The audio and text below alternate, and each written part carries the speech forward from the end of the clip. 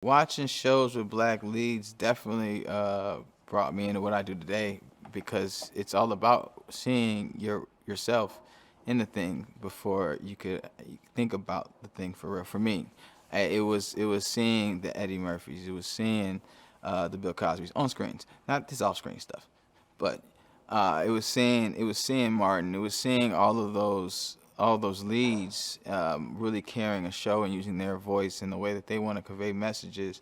That was powerful, in a way that I was like, man, if I do that, I want to do that in that way. I want to make sure like the things that I'm doing are new and fresh and show that different sides of our culture. Because for a long time we're just very boxed into one thing. So I feel like we're in a generation of just blackness and just black creative where we get to see a bunch of different sides of what we do, and I think that's beautiful to be a part of it.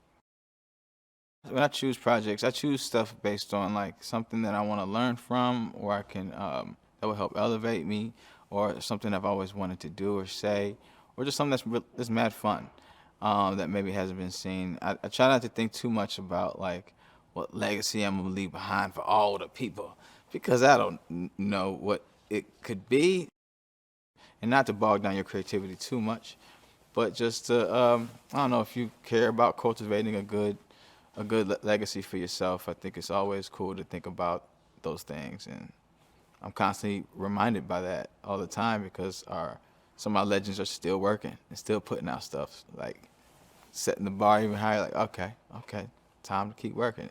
On SNL, I definitely thought about what I can bring, because we it's a show where you're bringing your voice, and your voice and its uniqueness is talking to it's a representation of a certain amount of people in the world. I mean, every single person in that building, some of the most talented people I've ever been able to be around, and they all represent a certain type of voice. Like every comic has it's about finding you're finding your people, and I think in a variety show it's exactly that. Some people watch for everybody, some people watch for their particular style of thing, and I knew that I wanted to speak to my culture, my people in my way, but also be able to do that and broaden the message and learn these other techniques from these other people who I don't write like or don't perform like, and learn from them. So it's been like a really dope experience of how to bring all of that together, because you mix my voice with another strong voice, and now you have a whole new thing. And I think that's the type of stuff that we can continue to do as people on and off screen. It's very interesting. Today, we lost the great Hank Aaron, the home run king, as far as I'm concerned, second most home runs of all time, most RBIs of all time, a black icon who really paved the way. And when you think about what was possible in the past that leads us to the present, then we can only be hopeful that the present will lead us to a brighter future. It's going to be difficult to imagine a thing that's going to be worse than it was the year before, with the state of the country and the world with this pandemic and so forth. But we are figuring it out, and I think we're only going to get better figuring it out. And I'm looking forward to being a part of that solution. I've had at this point a pretty long career, and over the course of that career, I've had an opportunity to meet many of my greatest inspirations. I met Muhammad Ali, who I admired greatly, when I was growing up. He lived in Chicago, not too far from where I grew up. The Shy Lights were in my neighborhood. These this iconic Chicago band. The television show Soul Train started there. So I'm looking forward to being a part of a future where I am in Chicago now, trying to develop a performance arts center right on the south side, not far from where I grew up, called the Lily and Marcy Center, because I really believe that in this industry that we're in, the communications industry really is the last great export, I think, of the American empire. And creating those images, giving people a way that they can relate to themselves in many ways and to others, to see themselves represented in a way that amplifies their joy, their accomplishment, their achievement, the fact that we have survived, that we are here in this moment, that we are uniquely prepared for this moment. I'm extremely excited about. Recently, I think, I've come to this decision that we can find much of the future in the past. What is the future of the past, so to speak? And I saw an episode recently with the great Yaphet Kotto, wonderful, wonderful actor, who was in a television show called The High Chaparral. And this particular episode was called The Buffalo Soldiers. And just looking at these men with their patriotism and their pride in themselves, and their dignity, and knowing that these people were the foundation, really. Those people who achieved so much in the face of such opposition can only inspire us going into the future when those oppositions are getting lesser and lesser, I think. I think we're at a particular moment now when finally the promises of the past can be made real in this present. One of the earliest memories that I have is my mother walking down the street, and she stopped. I was not quite 4 years old, and Dr. King had been killed. I didn't really understand these concepts at the time. But looking back, I know that that moment was a signal moment when I wanted to stand for her, to protect her as she had always done for me, that something was troubling her. Yes, these memories of these signal moments, Harold Washington in particular, was my favorite politician of all time, and he stood for something. And so even in my own career, just thinking about those moments that inspire me as an actor, seeing something done for the first time, seeing myself represented, as it were, for the first time. Movies like, oh my God, Car Wash, Bingo Long, Traveling All-Stars, and Motor Kings, watching James Earl Jones and Richard Pryor and Billy D. Williams in this iconic movie about baseball. These moments I remember. I remember being a boy and watching Cornbread Earl and Me, that my dear friend Lawrence Fishburne was in that movie as a young man, and just being moved by that. Jamal Silk Wilkes being in it, but going to the movies and remembering the first time I thought that there was perhaps a place where stories could be told about the experience as I was seeing and living. Those I'll never forget such moments. And I think that the characters that I've been fortunate enough to play, that I've been privileged enough to play, have been those. And I try to bring to those characters, whenever that ability is there, some degree of dimension, honesty, integrity, even dignity.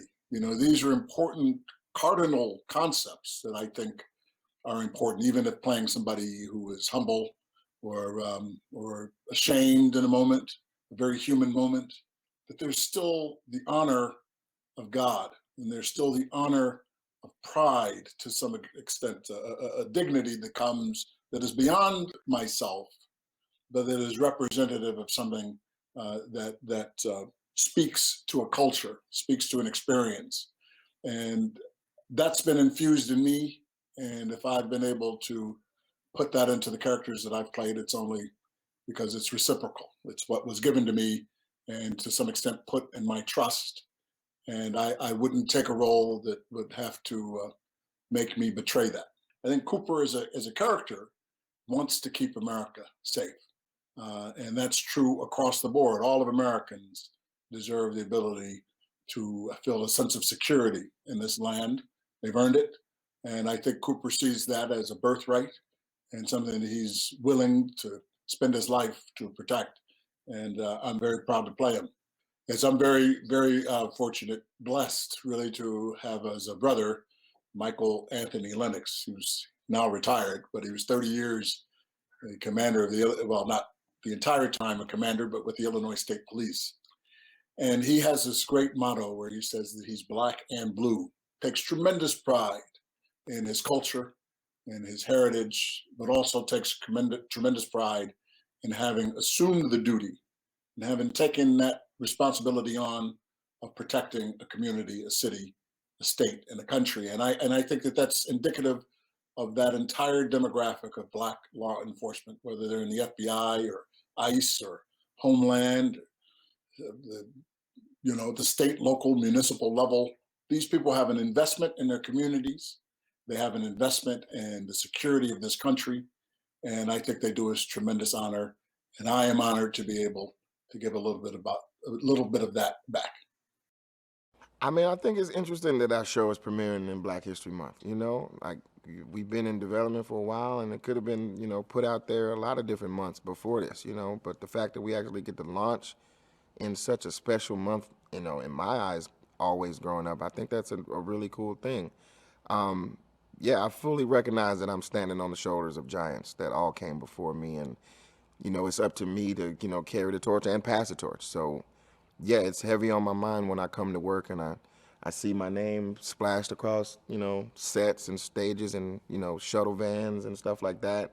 I take it very, very seriously. I always took acting and performance seriously, but, it was a goal to maybe get on a sitcom as an ensemble person, let alone having your own show. So yeah, the fact that it's, kind of like on my shoulders because of that, yeah, I take it all very, very seriously, and I cherish the fact that we're launching in Black History Month. You know what I'm saying? Like 2 days after Valentine's Day, it's just sweet.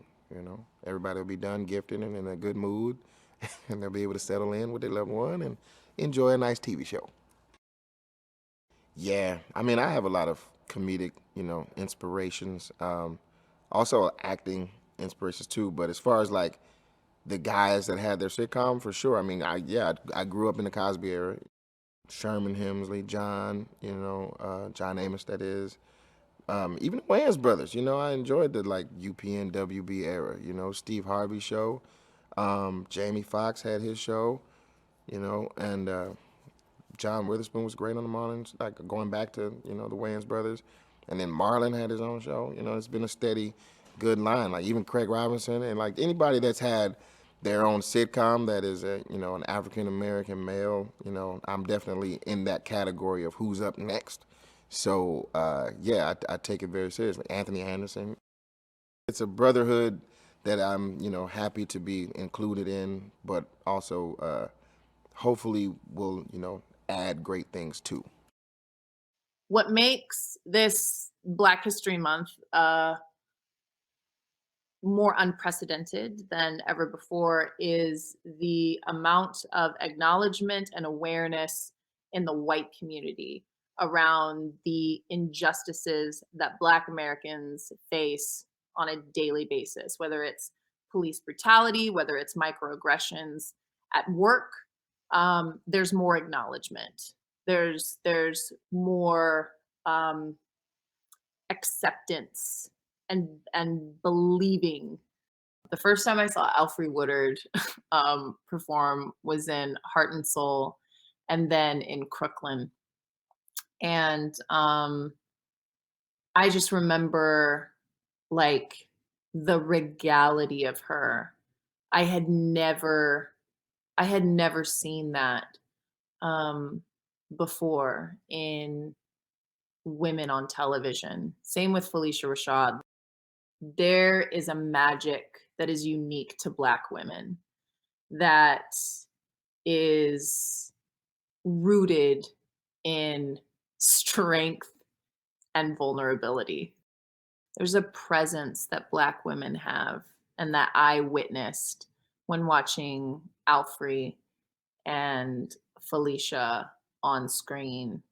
And it inspired me to stand in my strength. I am a mixed race Black woman with a white mother. And my father, after I turned 11, he had his own issues with substance abuse and wasn't really around.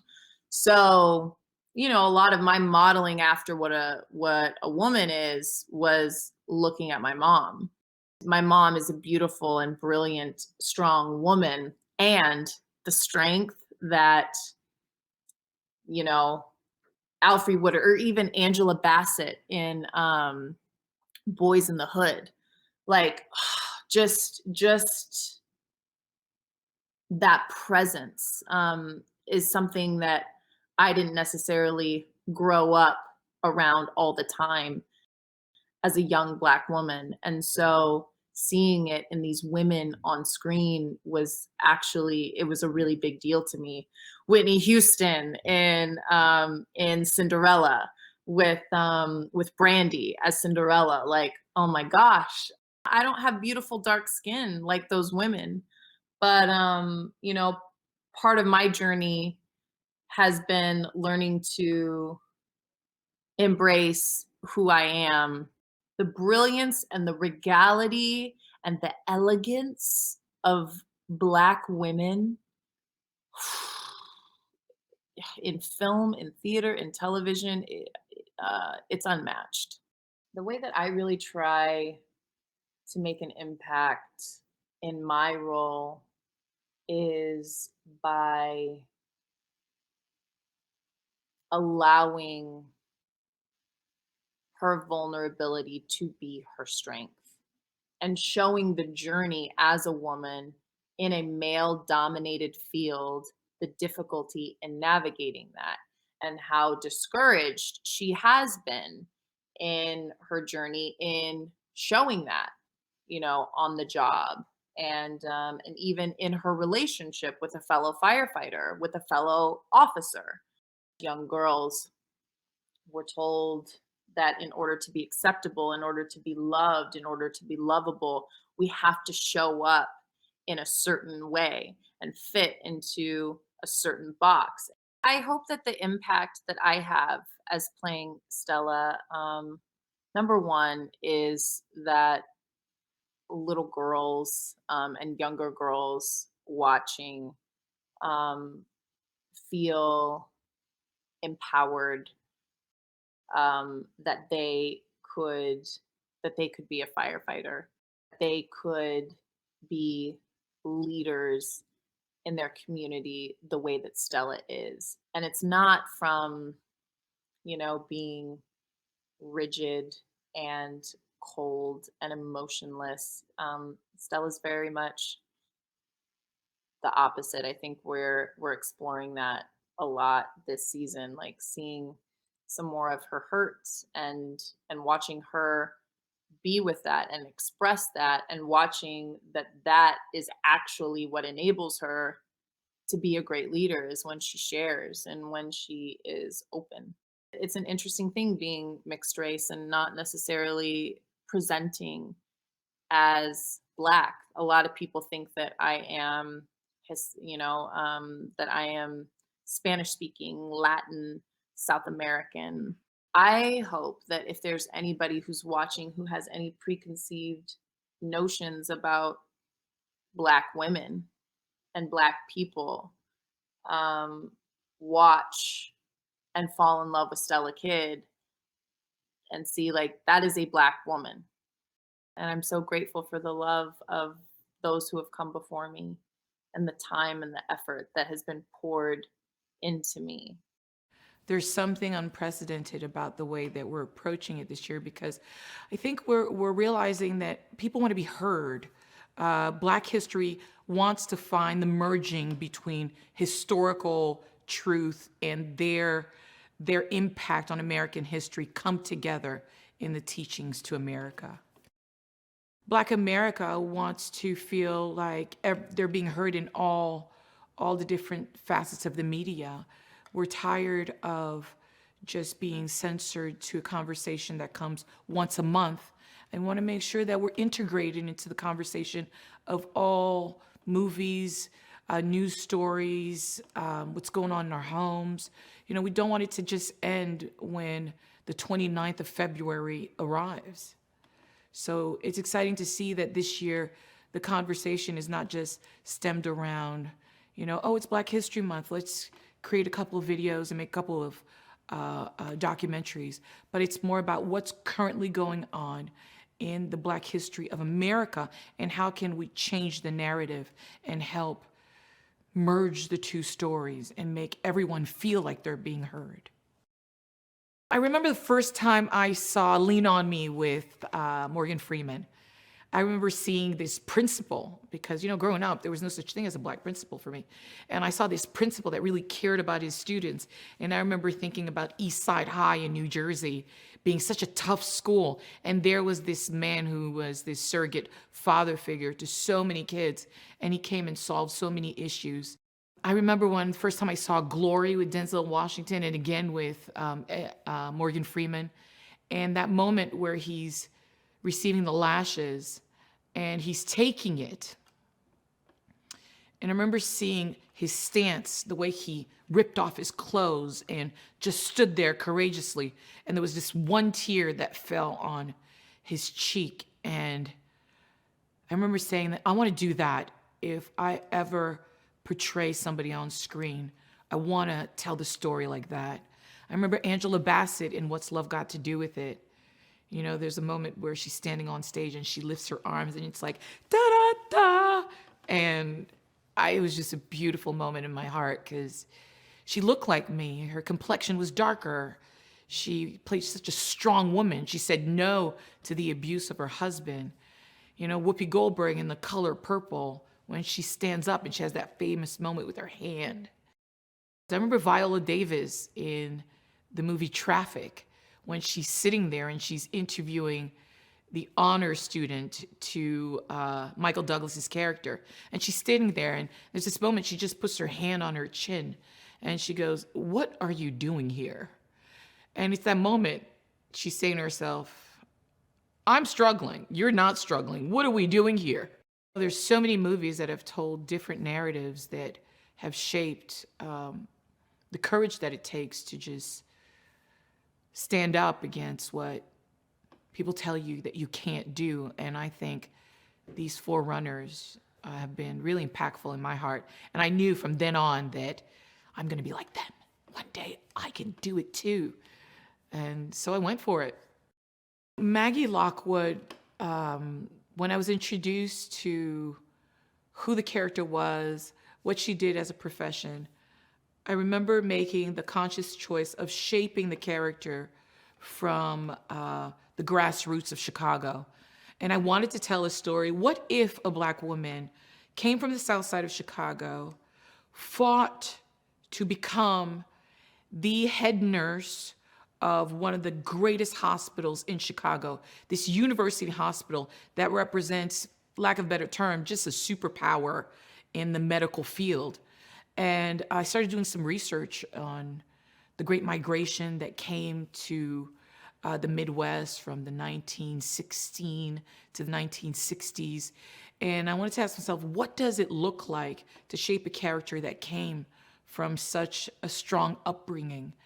And that's what I decided to do. The vulnerability came from a courage of seeing so many people not succeed. It came from a place where she's seen so many family members not make it. The writers' collaboration with Wolf Entertainment, we just wanted to shape something that was very specific. And I'm really excited to say that it's a balance, right? It's a balance between courage and a vulnerability. And I think that's what Maggie teeters all the time. And that's what I think is the truth of the Black reality in America.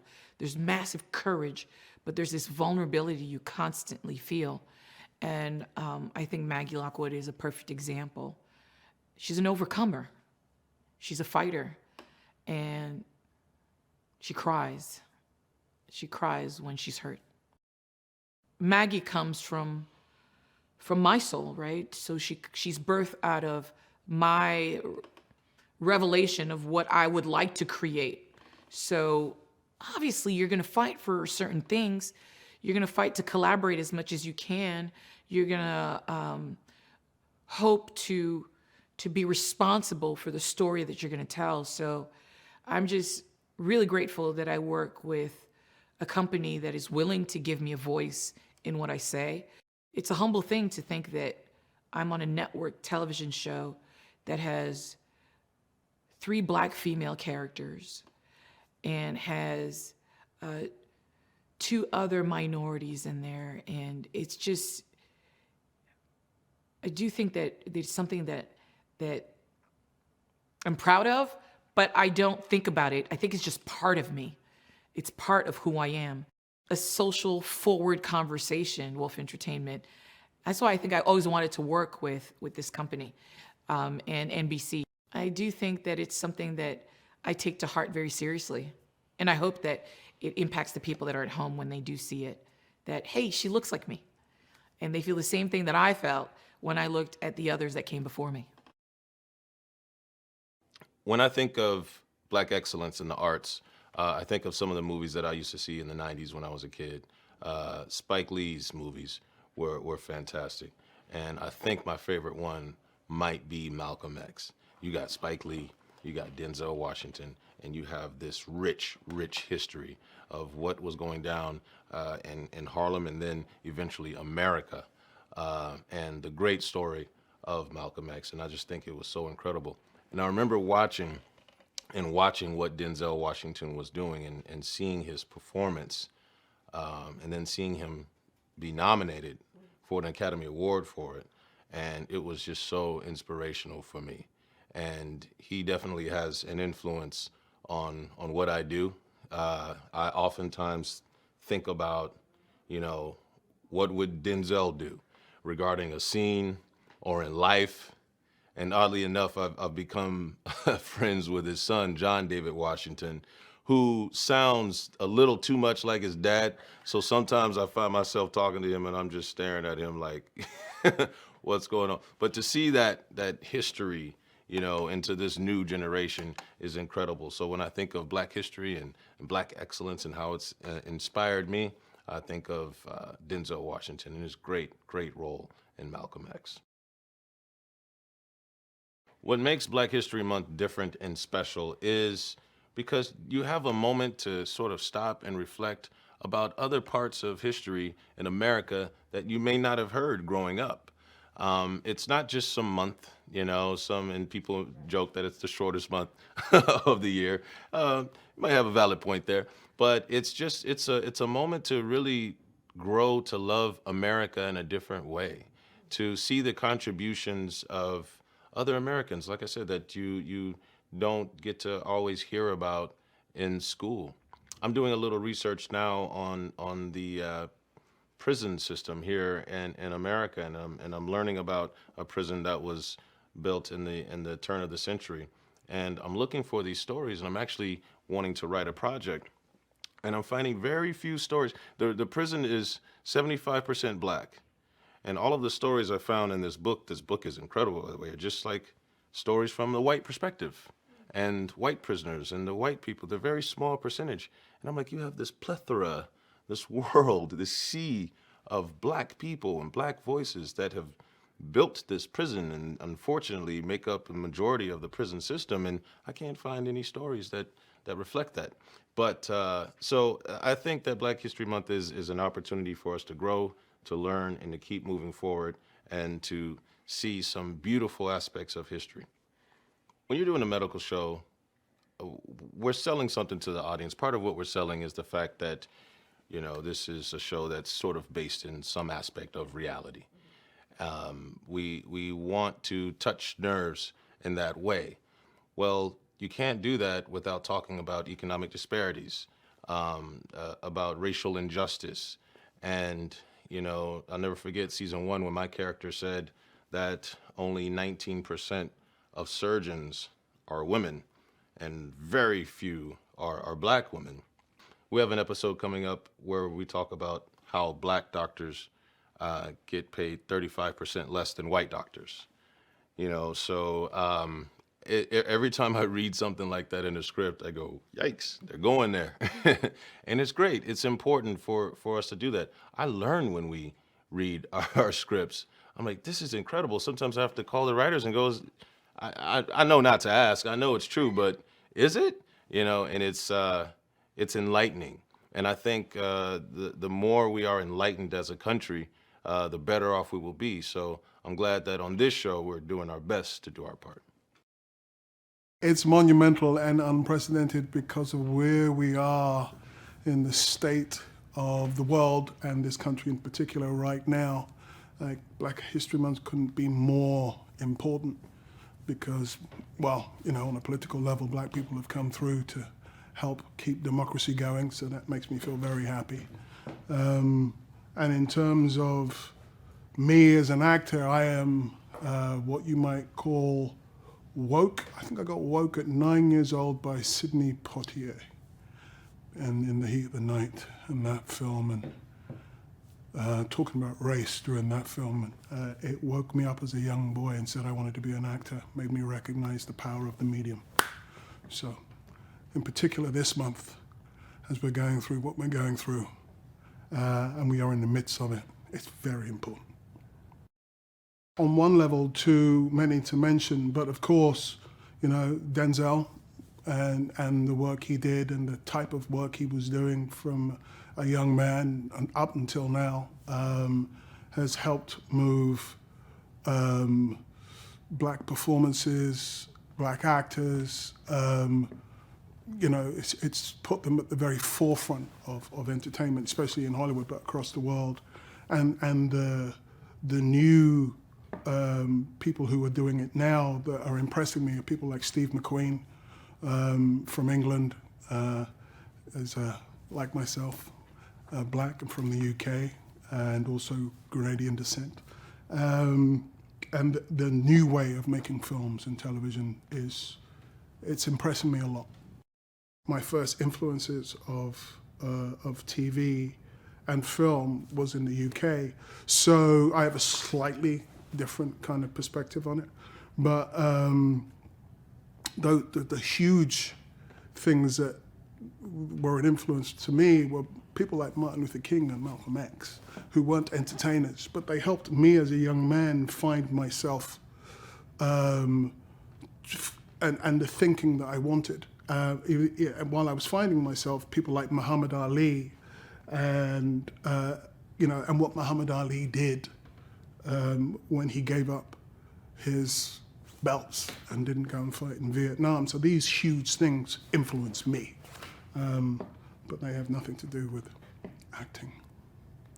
It was really important, you know, with the migration from the West Indians to the UK, you know, and I'm sure it was the same here in the US at one point, but whenever there was a black person on television, you know, black families would turn around and go, oh my God, there's a black person on television. And it was something that was unattainable, you know. You thought, I would love to be able to do that. But it was in the heat of the night for me that really made me determined that I was gonna become a part of it. I was only 9 years old, what did I know? But I know for the community, the West Indian community and the African community in the UK, hugely important. And therefore, when I did get on television, and I did a thing called In Sickness and in Health. I think the equivalent here is a comedy show, was All in the Family or something. And I was very aware of the character that I was playing, which was a black home help, gay man.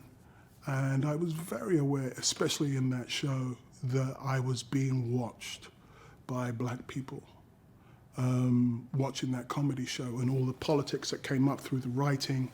And so very early on in my career, I had to start thinking to myself, I need to have a comment on what's being written about and the point of view, and you can't do it just because it's funny. It means something. There are people watching that will get offended, or, you know, and I don't want to be a part of that. And I certainly, as I'm in the room, want to turn around and say, I don't like it, or I don't want to do it, and stuff like that. But that's, you know, that's the work of it. I still do that now with Derek Haas, actually. Derek Haas will turn around and tell you that we have many conversations in terms of Chicago Fire. And I'm very pleased with Wolf Films and NBC for taking on board what's happening in the world today and the topical nature of who and what they are. I'm very proud to be a part of this team. Chief Bowden is a man, you know, when I took on board this role, we have a guy called Steve Chikarodis, and if you met him, I just think he's one of the best men I've ever met on the planet, and because of his heart and the color of his heart. That's you know, he's a good man. He's what they call a fireman's fireman, and basically at the end of the day, I modeled myself off of Steve Chikarodis, who was a white man, funny enough. And but that doesn't matter. But when we were building the character, the fact that there is a mixed house and color doesn't come into this house. It's the color of your heart. that matters in this house, not the color of your skin, because we are a family and we will run into a building together and we are prepared to die together. And that's got, your color of your skin doesn't matter at that point. That very first episode, my character pushed his kid to become a lieutenant, and what's the word I'm looking for? The catalyst for telling her how to move forward is this picture from, the 1800s of the first all-black firefighter company in Chicago, and the stuff that they had to endure just to be that, and they became one of the best engine companies in the whole of Chicago. And he says that to kid to inspire her to move forward as a woman of color. Not only are you black, but you're a woman, and therefore you're going to be coming up against it, but you have me behind you, because to recognize that although the system is unfair, it's changing, and it's changing for the better. And that's why I say I'm proud to be a part of this team, because we are topical and we're moving forward. One of the reasons I'm really, really proud is because, we are one Chicago. We are 3 different shows, but we are all one show. And we have all been talking across the board.